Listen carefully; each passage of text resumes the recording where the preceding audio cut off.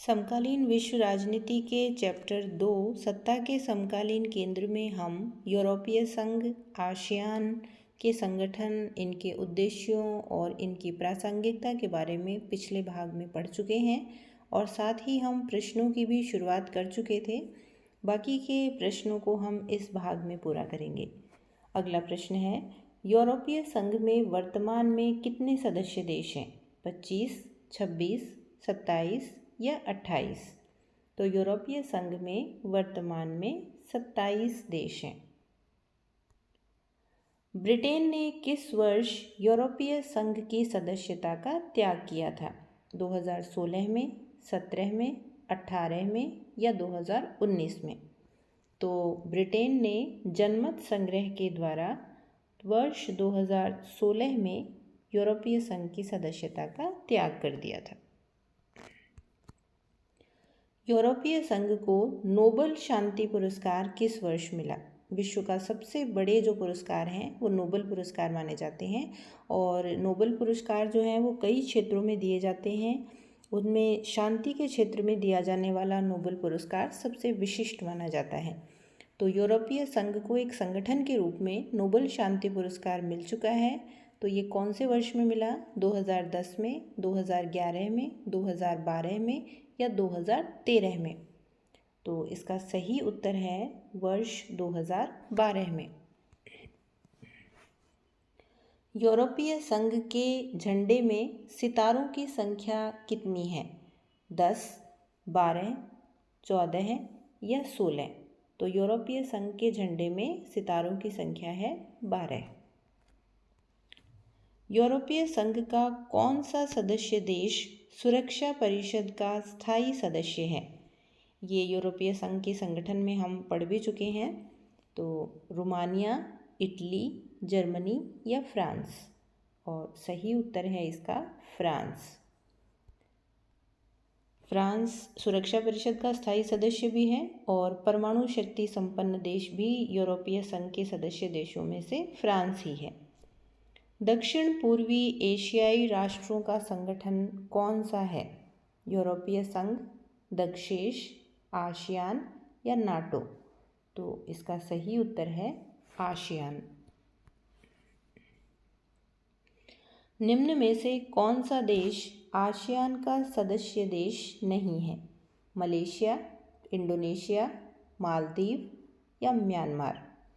तो Malaysia, Indonesia और Myanmar ASEAN के सदस्य देश हैं और मालदीव इसका सदस्य नहीं है।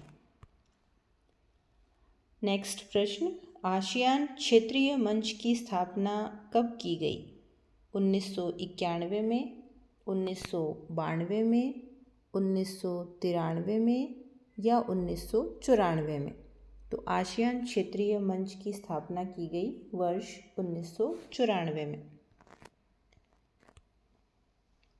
आसियान क्षेत्रीय मंच में कितने सदस्य देश हैं?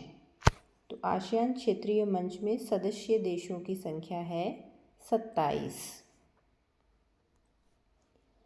आसियान के झंडे का वृत्त किसका प्रतीक है? आसियान का जो झंडा है, ध्वज है, उसमें एक वृत्त बना हुआ है। उस वृत्त का अर्थ क्या है? शांति, एकता, सहयोग या मित्रता? तो आसियान के झंडे का वृत्त एकता का प्रतीक है। चीन में साम्यवादी क्रांति कब हुई थी? चीन में साम्यवादी क्रांति नवंबर 1948 में, फरवरी 1949 में, अक्टूबर 1949 में या दिसंबर 1949 में? चीन में साम्यवादी क्रांति हुई थी अक्टूबर 1949 में और इसके नेता थे माओ त्से तुंग, जिनको शॉर्ट में हम माओ के नाम से भी जानते हैं। तो माओ के नेतृत्व में चीन में साम्यवादी क्रांति हुई थी और इसके बाद वहाँ पर साम्यवादी व्यवस्था की स्थापना हो जाती है। खुले द्वार की नीति या इंग्लिश में इसको ओपन डोर पॉलिसी कहते हैं। तो इस नीति का संबंध कौन से देश से है? चीन से, जापान से, उत्तरी कोरिया से या दक्षिणी कोरिया से? तो खुले द्वार की नीति या ओपन डोर पॉलिसी का संबंध है चीन से और चीन में देंग शाओपेंग ने दिसंबर 1978 में इस नीति को चलाया था और ये आर्थिक सुधारों से संबंधित नीति है। चीन में आर्थिक सुधारों के लिए देंग शाओपेंग ने ओपन डोर पॉलिसी चलाई थी। चीन संयुक्त राष्ट्र संघ का सदस्य कब बना? 1961 में, 1971 में, 1981 में या 1991 में? तो चीन संयुक्त राष्ट्र संघ का सदस्य बनता है 1971 में। भारतीय प्रधानमंत्री राजीव गांधी ने चीन का दौरा किस वर्ष किया? 1985 में, 1986 में, 1987 में या 1988 में? राजीव गांधी ने चीन का दौरा किया था वर्ष 1988 में। प्रसिद्ध औद्योगिक ब्रांड हुंडई किस देश से संबंधित है? चीन से, दक्षिणी कोरिया से, जापान से या भारत से? तो हुंडई दक्षिणी कोरिया की कंपनी है।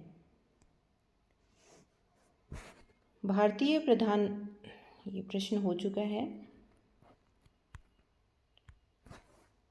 अगला प्रश्न है, उत्तरी कोरिया और दक्षिणी कोरिया को अलग करने वाली अंतर्राष्ट्रीय सीमा रेखा कौन सी है? रेडक्लिफ रेखा, मैकमोहन रेखा, 38वीं समानांतर रेखा या 49वीं समानांतर रेखा?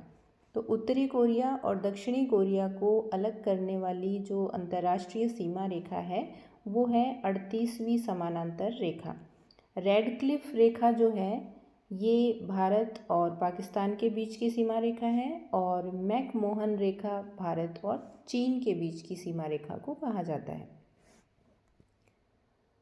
अगला प्रश्न, भारत चीन के बीच अंतर्राष्ट्रीय सीमा रेखा कौन सी है? तो पिछले प्रश्न में भी मैंने आपको बता दिया था कि मैकमोहन रेखा जो है ये भारत और चीन के बीच की सीमा रेखा है। अब लघुत्तरात्मक प्रश्नों की तरफ चलते हैं। मार्शल योजना से आप क्या समझते हैं?